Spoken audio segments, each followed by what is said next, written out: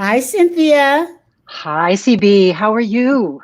I am awesome. It's so good to see you. I haven't seen you since the conference last Yeah, October. Mm-hmm. it How are you a doing? million, a million, 100 million years ago. Pre-COVID. It seems Yeah, like that, right? yeah.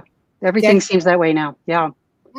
Cynthia, I'm really glad that you're joining us on the challenges of the C-suite, which is brought to you by ACEC, the Association of Corporate Executive Coaches.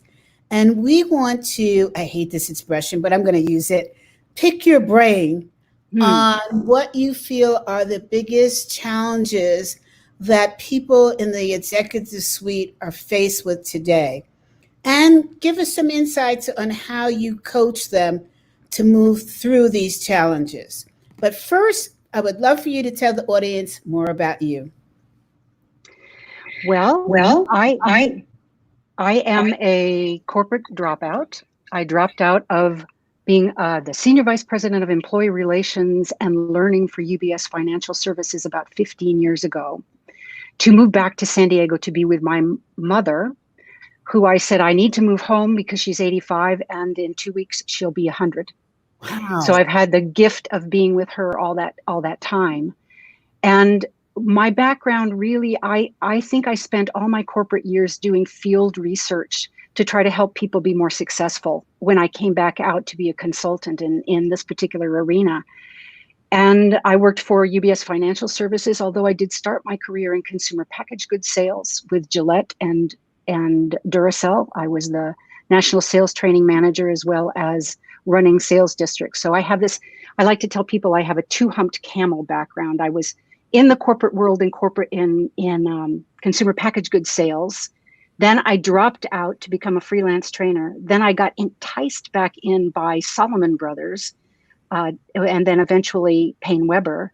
And then I dropped out again. So I've gone in and out of the corporate world over the past. And with luck, it's given me a perspective and an ability to help people see how to succeed in that corporate world as sort of an outsider perspective. Is that, what else can I tell you? What else would you like to know? That's perfect. But I also, this little birdie told me that you are also into music. Yes. Yes, I am uh, I call it a semi-professional singer because I sing with my husband, who is a full-time musician, or who was a full-time musician previous to COVID. And he gets paid, but I don't necessarily. And I also sing with the San Diego Master Chorale, and the Master Chorale gets paid, but the singers don't necessarily get paid. So I guess that qualifies me as semi-professional. But I've been doing that for a long time, and it's really been an important part of my life. Yeah, I'd call that professional. I think you need to talk to the Thank you. powers that be for the, the dollar aspect. Ah, well, it's all fine. You know, I figure So, once I start getting paid for it, it won't be as much fun. you have a good point there. Yeah. You have an excellent point. For some reason, the psychic doesn't gel with that. And I remember when I started executive coaching, which is a field that I had no plans on being in, Mm. coming out of the corporate world. And I was seeing a career counselor who was also a therapist, who was also a friend. And anyway, he said to me, CB, I was trying to figure out what I was going to do next after corporate. And he said, Hmm. I think you would make a great executive coach. And I said, nah, I don't like people that much.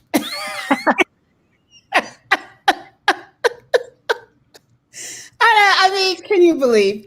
And he said, he stuttered and he said, but people like you. And I said, yeah, I don't understand that. Why? And so he said, well, why don't we do some testing and figure this out? And he did. And it turned out on Myers Briggs, I was an INTJ, Oh dear. extremely high on each of the nomenclatures. Hmm. Hmm. And he said, so it's not that you don't like people, you're a high introvert. And I said, well, doesn't that equal not liking people?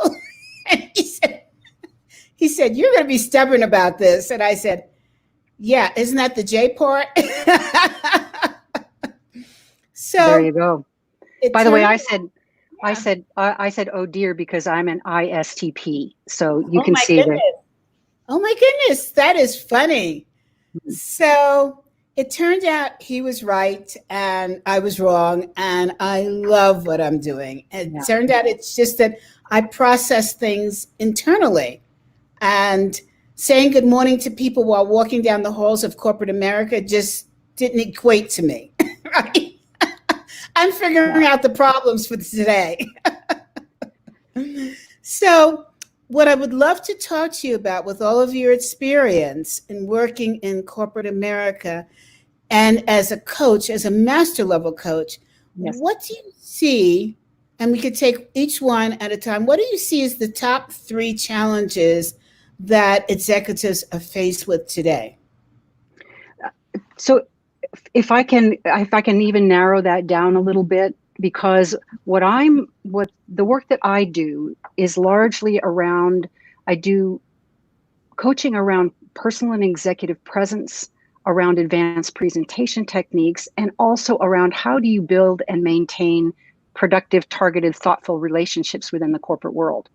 So the challenges that I'm looking at are probably going to be in those arenas rather than things that relate to how do you get new business in the door, because Yeah, that's not where I play. Is that's is that all right? perfect because we are talking to many people like yourself. We're talking to psychologists, we're talking to communicators, and my goal is to talk about your area of expertise Great. because being at the top of the organization is a complex role, so we can't just eat it in one bite, Right. right? We have to break it down into various areas. So what you're doing is perfect for the areas that you're talking about. Talk to us from that perspective. Sure. The main First define each of those. I'm sorry. well, First that's define. fine. Yeah. All right. I think of executive presence is having the inner confidence and the external behaviors that cause other people to believe in you and be open to listening to your leadership and your data. So Mhm. that when I think of executive presence, it's like, how do you show up in your style, in your body, the words that you use, the way that you present yourself, so people are inclined to believe you and see you as powerful, charismatic, and a person worth following. Mhm. The subsidiary of that is presentation techniques, which I look at, there's the how do you present yourself, which is the executive presence, and then how do you present your data, which is how do you organize and create meaning through the props that you use or the words or any of that. Mhm. When I talk about developing productive relationships, a lot of that has to do with how do you determine who you need to enlist as an ally?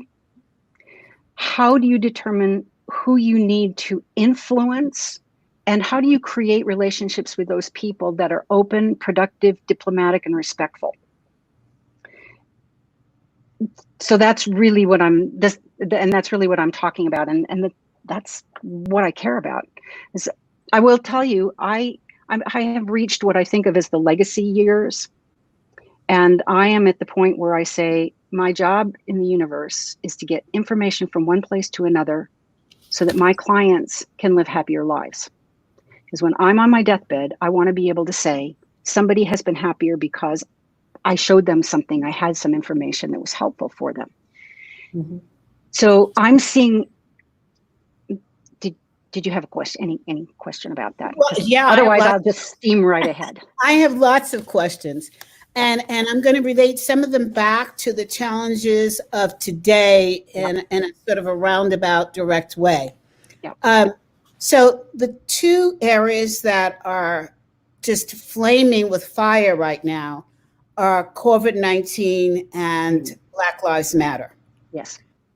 So I imagine that your phone is ringing off the hook with regard to how somebody is in the C-suite leads their firm Mhm. through Black Lives Matter, COVID-19, in terms of being believable, especially if they haven't paid attention to these areas before. What are the words? What's the body language? Um, if they're presenting to their staff, how do they present so that they're Mhm. believable? How do they present so that they are credible? And then, in terms of developing relationships, who do they align with now? I mean, do they align with a big body like the news or individuals or both? So let's take each one. Presence. Okay. Okay. So the good news about presence is that all the things that work in person are also relevant to the virtual world. One of the places my phone has been ringing off the hook has been around, how do I show up on screen and look credible? And I have a zillion comments on that particular thing and the challenges.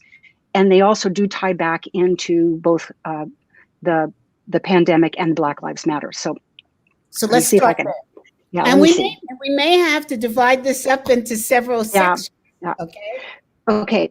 So there are three things about it. So as far as executive presence is concerned, things like teaching yourself to pause before you speak, teaching yourself to confirm before you answer, teaching yourself to be upright in your body posture, those are all the same things. Because if I'm like, okay, tell me all about it, CB, there's all kinds of weird things that happen with the camera that make the body language worse. So you have to be conscious of the same kinds of things that you would be conscious of in person. But there are a couple of other things that come into play. One is that we are used to people on screen looking professional from watching TV for years and years. Mm-hmm. We are the screen changes the perception of how people see us in a couple of interesting ways, some of which are good for things like Black Lives Matter. And also, there is this weird dichotomy that exists between we are both more distant because we're in two dimensions. So we're on screen, so we feel more distant, but we are also more intimate because whenever we're talking to somebody on screen, we're only looking at one person at a time. We can't look at a group the same way that you can if the people are in the room. So there are requirements that go along with all of those things. So I can give you tips from what do you think about in your body language and your setup and all of that. Also, what do you think about in terms of how you present yourself in that intimate world? And then also, I think about what do you think about the other distractions that people have that are pulling them away?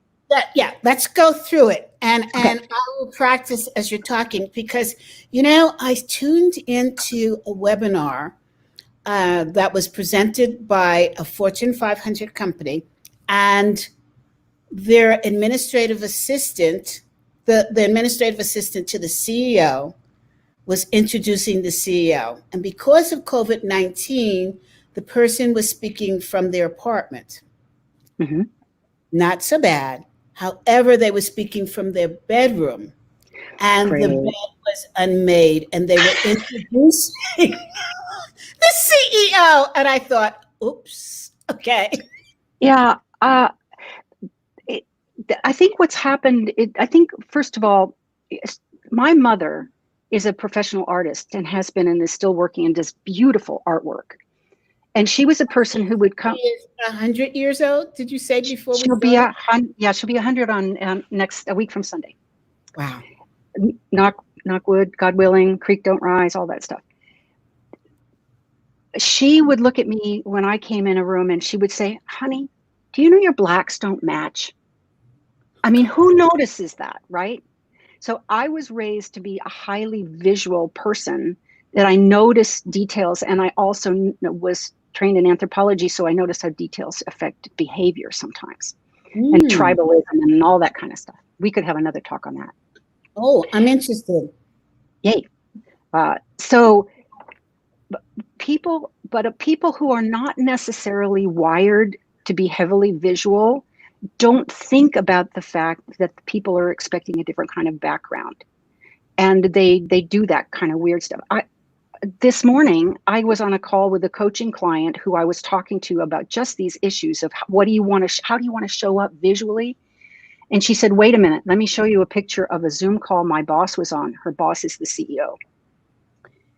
He had a laptop, which was basically taking the picture up his nose instead of straight on.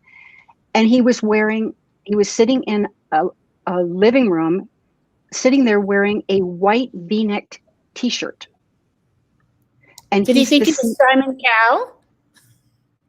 I don't know, and everybody else was in like collared shirts and jackets, and here he shows up like this. And she said, I thought that was a little odd. And I thought, well, it wouldn't have been my choice, and that wouldn't have been my coaching to him under those circumstances, because he was talking to clients. Maybe if he was only talking to his internal people, he could be more casual. Anyway, so a lot of people don't think about that. So my first suggestion to people is to think about your background like it's a TV set, not like it's your room. And look at it and say, what do I want people to see? And we don't all have access to the rooms where we can do that, but there are lots of ways you can fake it. I can show you my situation. I'm going to turn my camera around. So I have this very plain background. It looks like I'm against a wall with a painting to the side, right? Yes. Well, I am. There's my painting. That's not my mother's, but it's a painting. But I will also show you. Oh my God. Is a folding screen that I tightly covered with a sheet with no wrinkles. And there's my plants, and there's my husband's drum set. Wow. And I did that for two reasons. First of all, because I couldn't get the lighting right, because there's a window behind me, and I don't have a place that's another room where there's anything better. And I got this folding screen. The other reason is other people in my house have to use the printer, which is in my office. Now they can come in, I can be on a Zoom call, they can walk around in back of the screen and go to the printer without having to have me be interrupted on the call that I'm working on.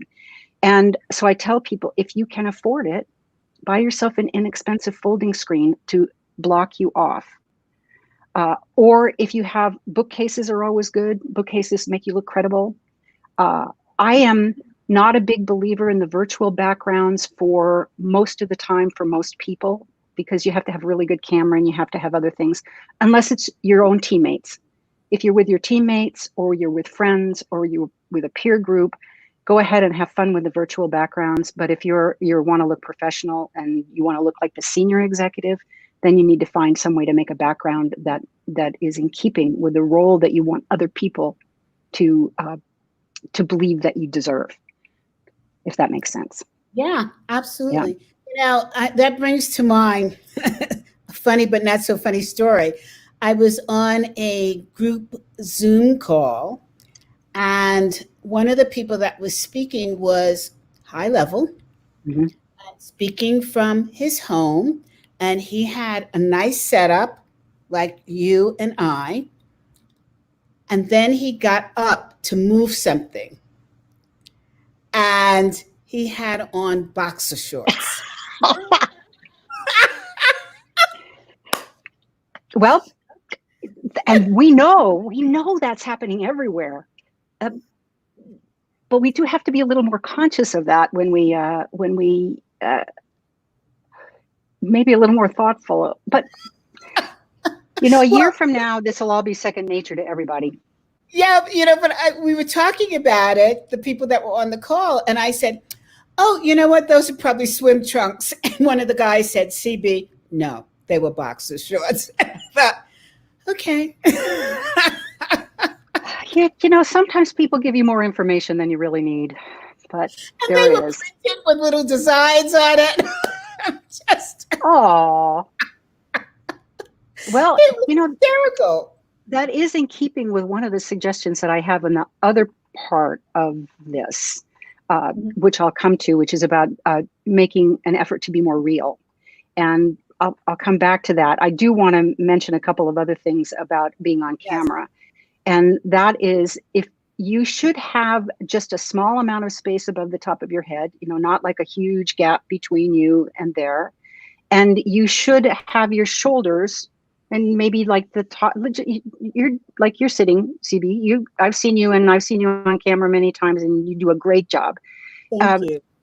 Because the problem and the other piece you have to be conscious of is if you were in a television studio, the camera would be 6 or 8 or 10 feet away. And therefore the perspective that it was capturing would be from that distance. But when you're on camera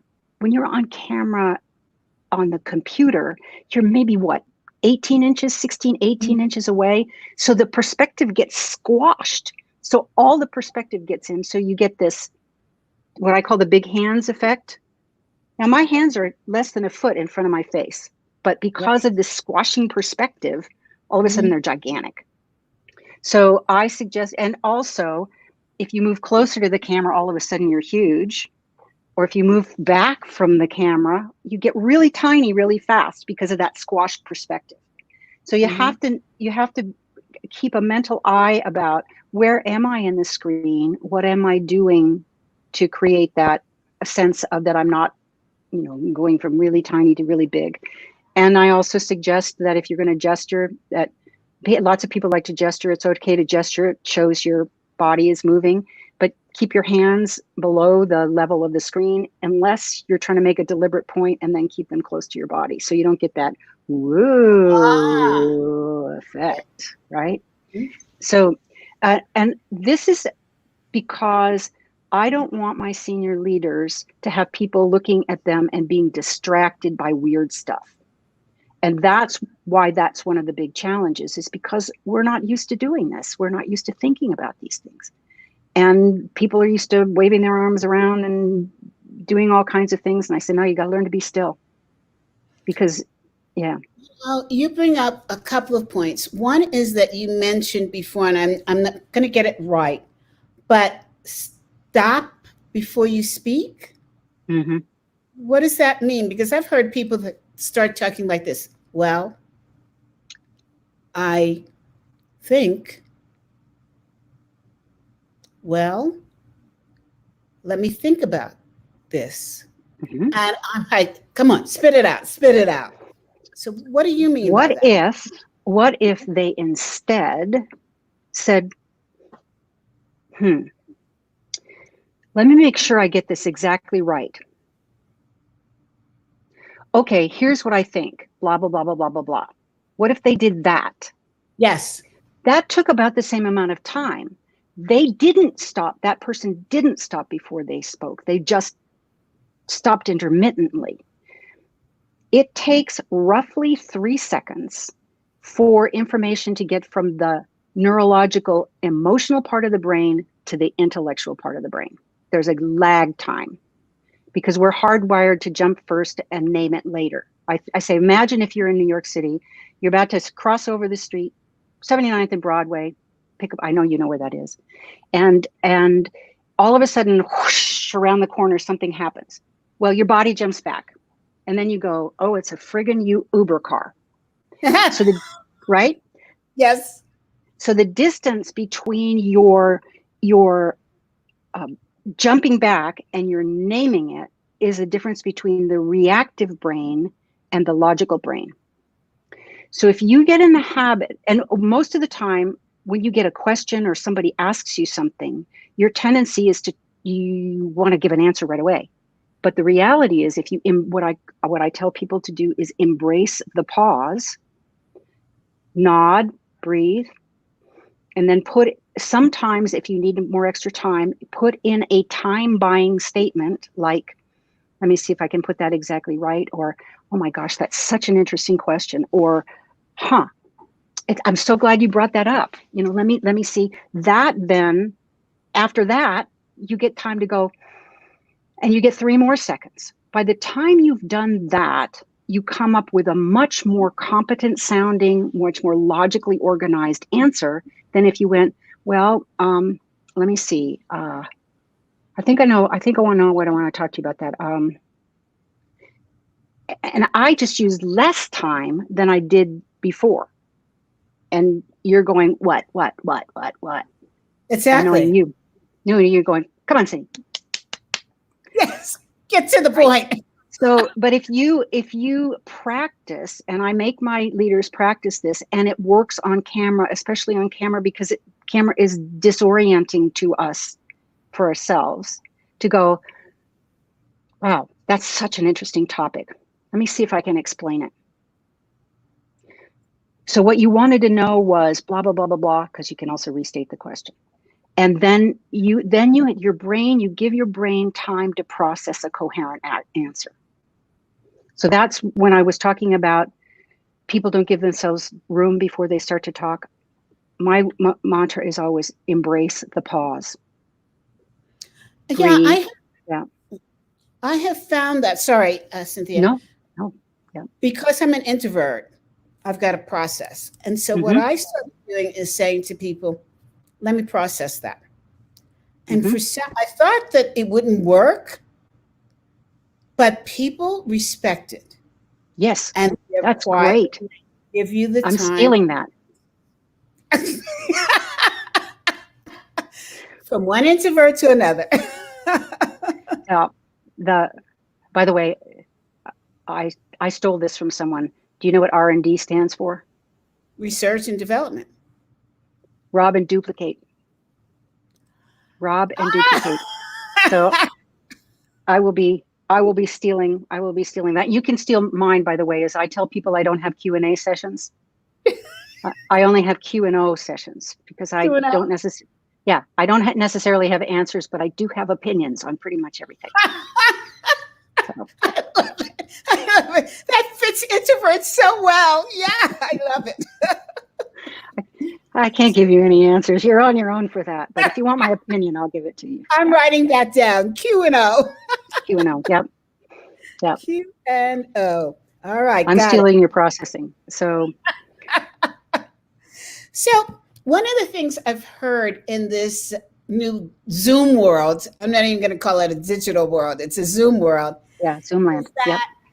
Speakers who used to go out and make money for speaking are struggling with this. And I don't understand it. And we're talking about high level people. And we're also talking about the C-suite who can go out and do speeches for $500,000 or 50,000 or whatever. They're suffering and they feel that they can't reach out and touch their audience by going through Zoom. And I argue that it's actually the opposite, because you have an opportunity now to be a voyeur into your audience. If you're looking at their background, if you're really paying attention, it allows you to have more focus, more attention on your audience, and it allows them to give immediate recognizable feedback. What's your take on this? It's a very interesting topic, and I have lots of opinions. Okay. The first is in my opinion, there are two major types of speakers. There are what I think, and they require two different kinds of presence. They overlap, they're overlapping, but there's two categories I think of. One are what I think of as the big room speakers, they're motivational speakers, and they're the charge around the stage, lots of big movements, lots of intensity, all of that kind of thing. Those people, though, that is much harder to translate onto the small screen.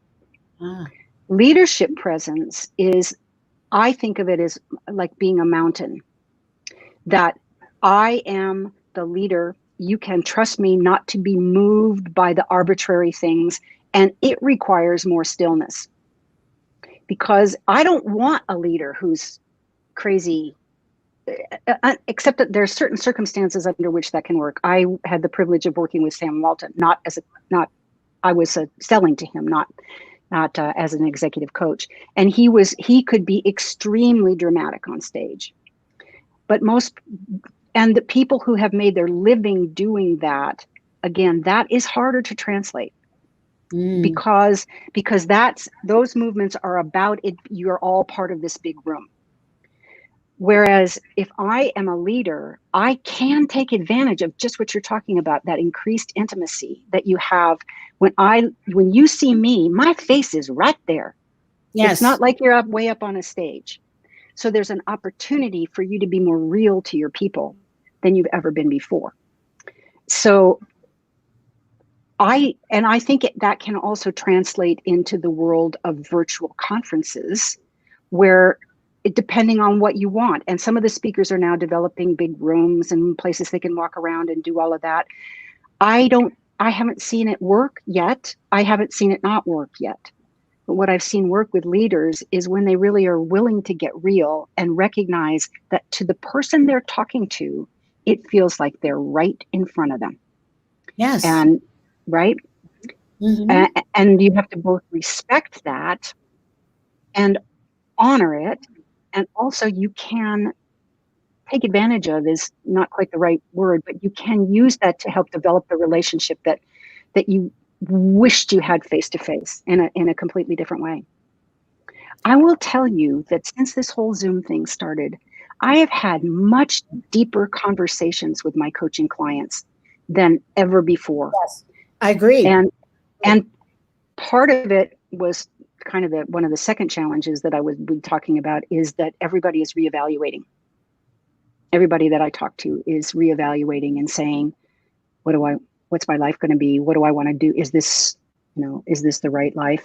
I've had some Black clients, and we've had some very, very heavy conversations about some of the things that are going on. Not that I can necessarily give advice, but at least I can listen. And although I will give opinions, always will continue to give opinions. And so I do think there's a tremendous opportunity for people to develop more real relationships in this Zoom world. The big room speaker thing, I have to tell you, frankly, I don't know what the outcome of that's going to be like.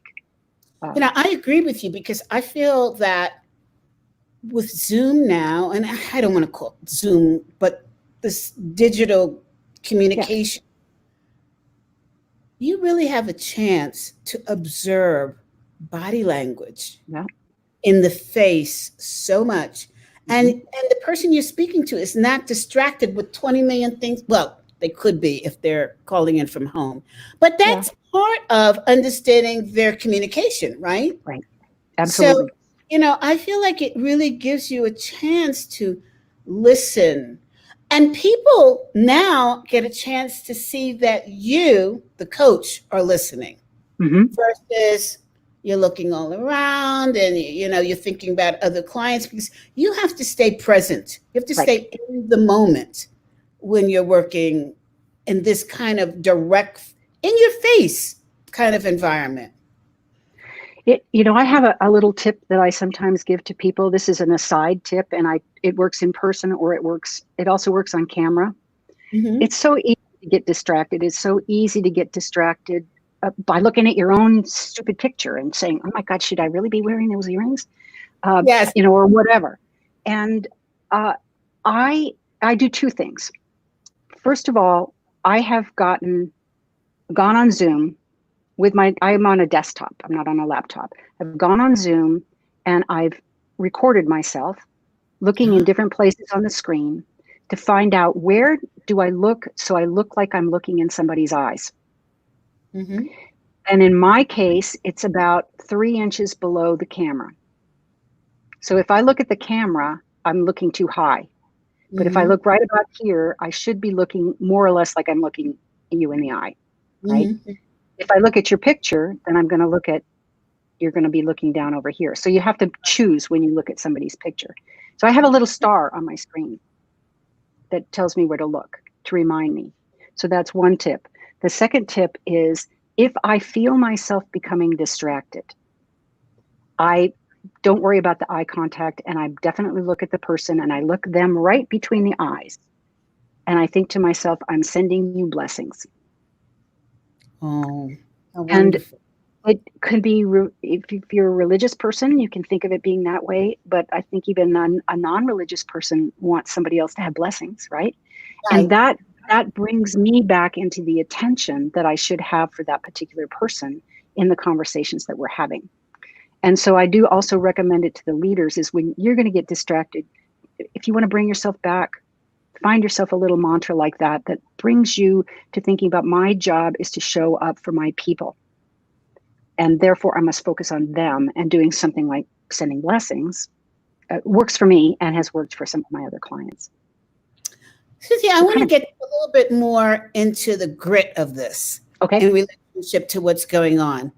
How do you advise, okay, based upon the 3 elements that you specialize in, how do you advise CEOs to tackle some really difficult questions right now?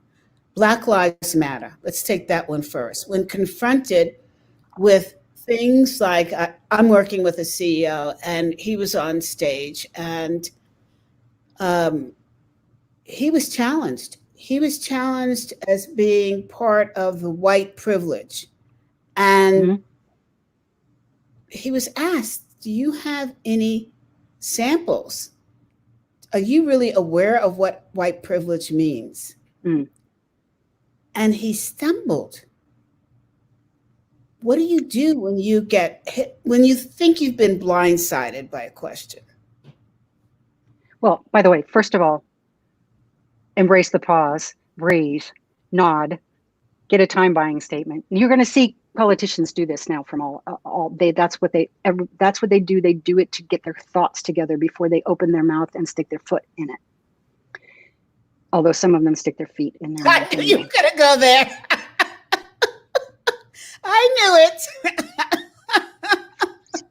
I'm remaining silent.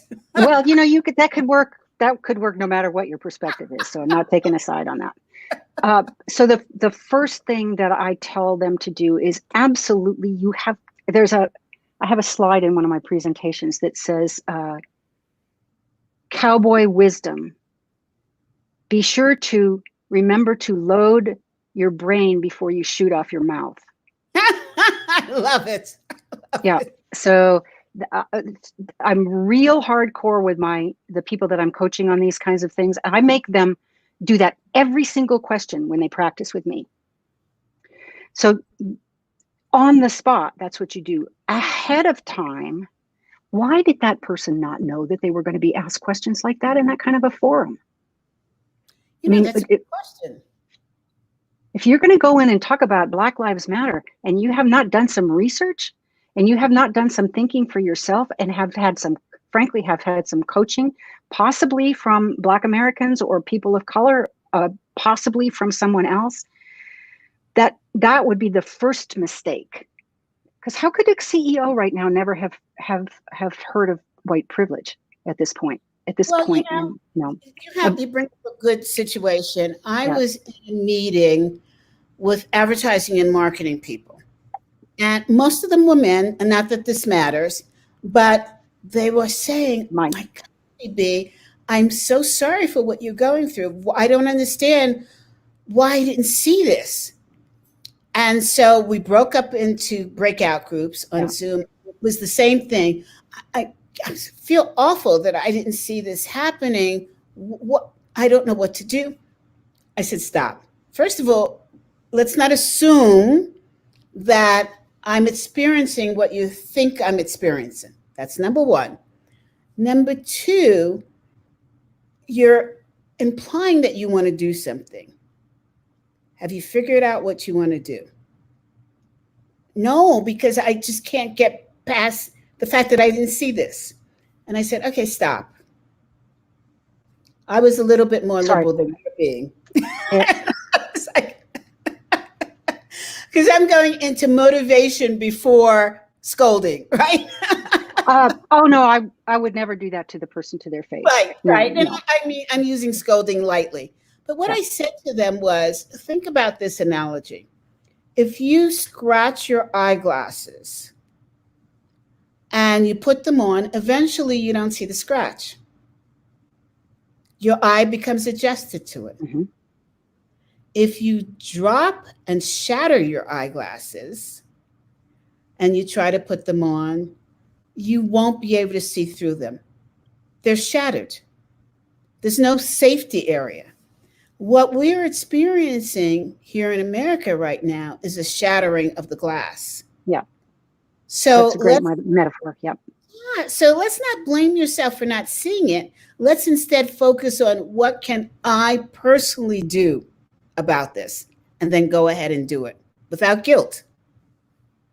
Yeah, and looking forward instead of backwards, and analyze it for yourself. And you know, I've had heart to hearts with myself on this topic as well. I have, and I will tell you, I had a very interesting conversation with a Black female client of mine, and she kept saying to me, "I just don't understand how they say they didn't know." And I said, or maybe we knew, but it was far away. It was the same as like when COVID started happening, and it was like a science fiction movie happening on another planet. We didn't really think about there were people dying, Chinese people dying when it first came out, because it was like a movie far away. And to a certain extent, when groups are segregated and where classes are created, which we have in the United States, we have a terrific, deeply ingrained class structure, of which race is a part, a big part, and that we imagine that it doesn't have anything to do with us. Yes. Right. And I said, you know, I went to a high school which was very diverse in that we had 30% of the population were Mexicans and Latinos, and there were a lot of foreign students from the Middle East and also from Asia, but there were no Black kids. There were none when I went to high school. There were 2 when I was a junior in high school, and there were 4 when I was a senior in high school out of 450 students. No, excuse me. My class was 450. So out of, call it 13 or 1400 students, there were. And I think, and I, even then I thought it must be really weird for them. So what did I know of the experience that they were having? And the woman that I was talking to said, you know, it's funny you should say that. I never had any white kids in my school. And I didn't actually work and interact with other white girls of my same age until I was 17 and went to work for McDonald's as a summer job.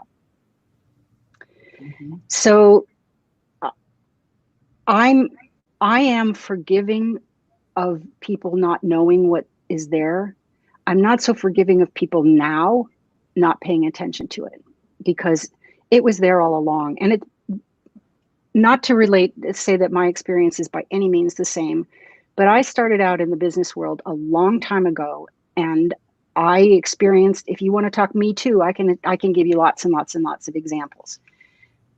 And people had come to me and said, I don't understand why people have gotten, they're so sensitive now. And I'm hearing that with the Black Lives Matter. Everybody's gotten so sensitive about everything. And my answer is always, you know what? They were always that sensitive. They were always offended. They were always hurt. They just didn't feel they had the right or the opportunity to say that.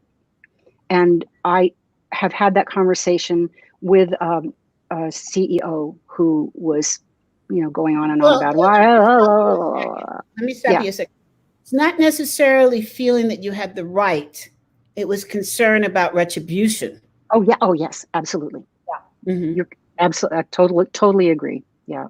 And legitimate fear of retribution, and way more retribution than I would have ever encountered. Yeah. Yeah. I mean, yeah. Well, it's what I can appreciate about what's happening. And again, I'm looking at small movement equaling the big movement, mm-hmm. is that we don't have to say Black Americans anymore.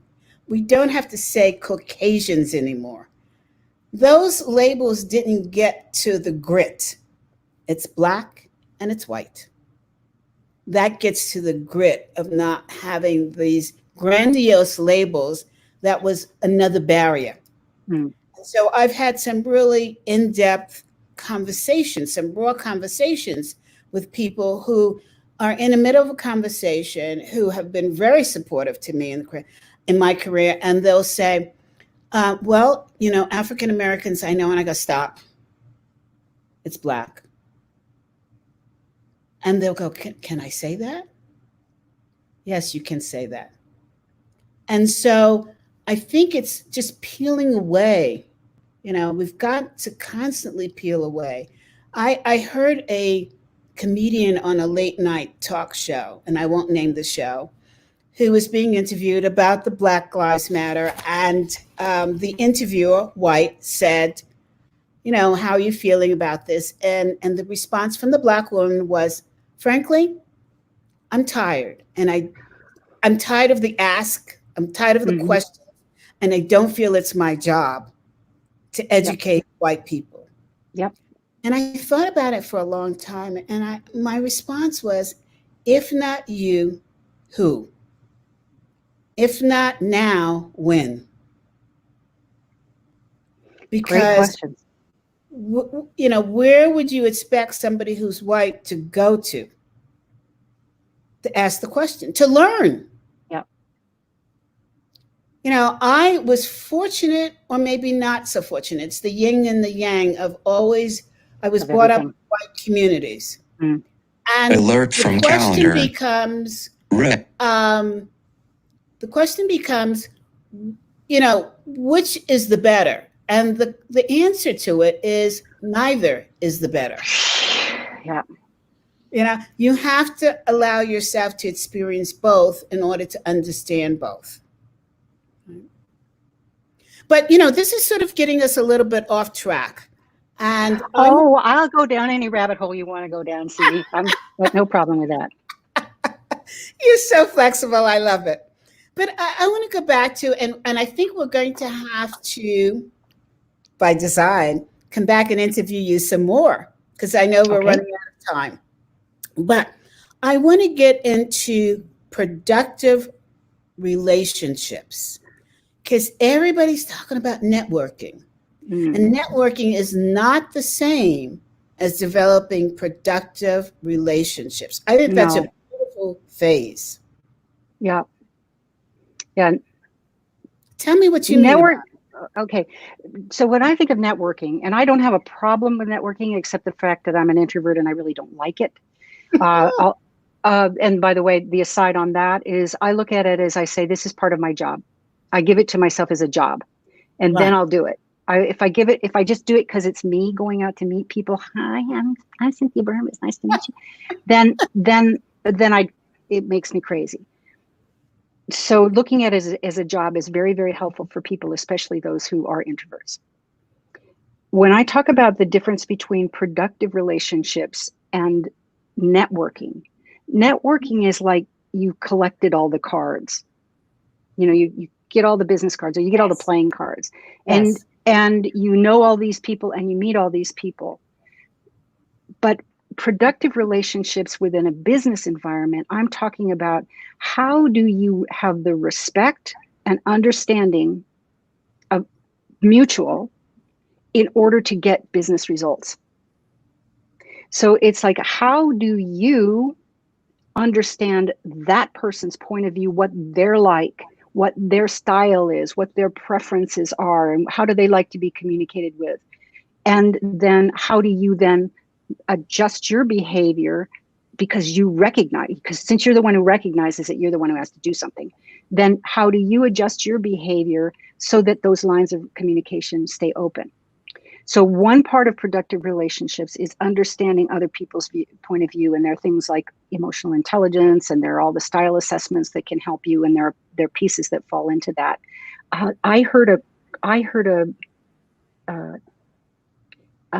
somebody talking yesterday. I loved it. They said something really cool. They said the biggest thing that we need from people now isn't emotional intelligence or isn't any of those other things. It's self-awareness intelligence. Love it. Yeah. Also stolen. I just stole that from somebody yesterday. That's a good steal. Yeah.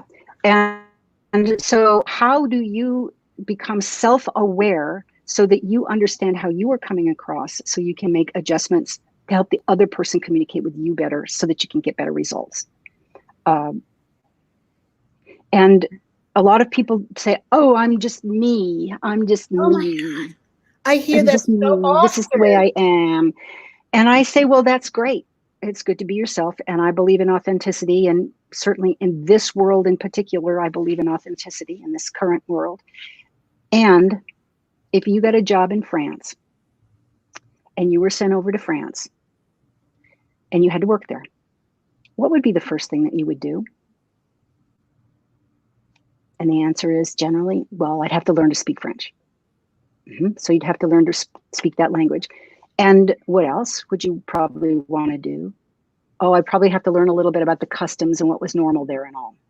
And I said, And what happens if you then went and just played the American and didn't take those into consideration? Do you think you'd do better, or do you think you'd do better learning the language and changing and learning something about their culture and making those adjustments? Oh, well. And then they usually come around.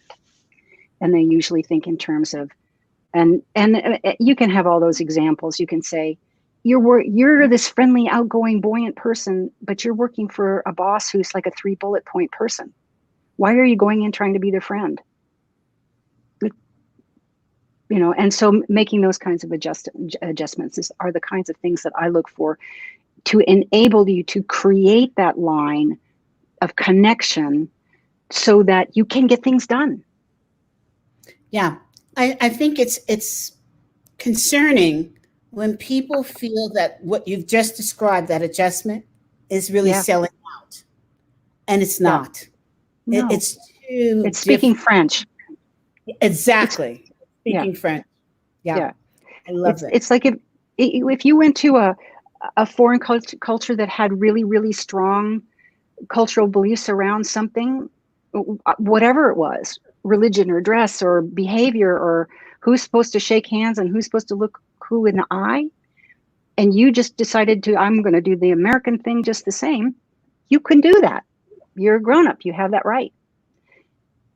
It just might not work as well. Yeah. And so if your goal is the relationship, then you don't question so much what those changes might have to be. Exactly. And if you feel that you're selling out, it may not be the right relationship for you. I mean, you have to analyze from that perspective too. So, we had. Go ahead. Go ahead. I was just going to say I had an interesting conversation about masks, and got off the current mask situation, and started talking about masks in general, and about how many people, and especially Black Americans, feel they have to wear a mask all the time. And the question is always, well, everybody does have to wear a mask from time to time. We all have things that it would not be productive if we went out. The question is, are you aware what the mask is and why you're making the choice to make that? Yes. And is there a way to help people see behind the mask without putting yourself at risk? That's a great thought. I love it. And also, don't forget that just because you're wearing one mask doesn't mean that you can't change to another mask. Absolutely. When you get home or at another time. It's all dependent. That old statement, the world is a stage, and you're an actor in it. And so being an actor doesn't mean that you change yourself, your personality. It means that you're just rolling with the punches and participating in a play. Can I tell you a story? Do we have time for one little short story? Yes. Okay. My husband and I, a few years back, went to Maui on a vacation. And we went to a slack key guitar concert, which is a particular way of tuning the guitar that gives Hawaiian music a particular sound. And in this particular concert, they were inviting people up on stage that were, my cousin so-and-so and my sister so-and-so. And those people would get up and they would dance. And we were shocked when this young man was invited up on stage to dance, because he had taken us to our seats. A young Hawaiian man, maybe 17 or 18, wearing a red polo shirt and a pair of khaki pants. When he had seated us, he was so awkward and so, I'm not sure would you want to sit over? It was just really, and kind of shuffling around.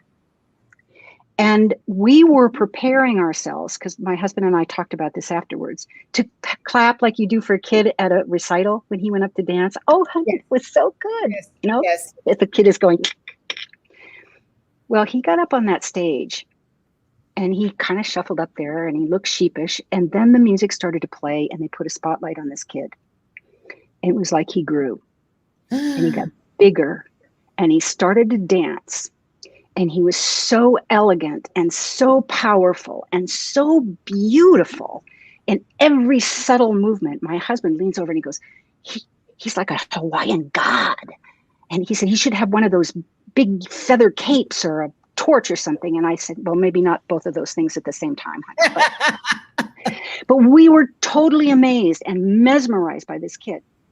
Then the music stopped and he kind of dropped back down and smiled sheepishly as people applauded outrageously and went off the stage.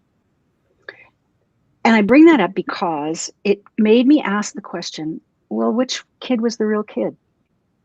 Was it the powerful, mindful, controlled, dynamic, leaderly guy? Or was it this sheepish, nervous person? And maybe he was just nervous and maybe that's why he behaved that way earlier. And you know what I decided? They were both him. Absolutely. They were both him. So it's really not about who you are and who's the real you. It's about who is the you want to choose to be. At that time. Yes. Mm-hmm. At that time. Or in your life. Yeah. Or on a larger scale. Yeah. You know, I was thinking, this is a wonderful story you've told. And I've been watching America's Got Talent. And you see that often. And you want to jump up in joy for this, clap and scream and yell congratulations to people who are able to transform themselves. Yeah. Yep. It's very special. It's like opening a Christmas present, right? Yes. Yes, exactly. And you have to celebrate with them.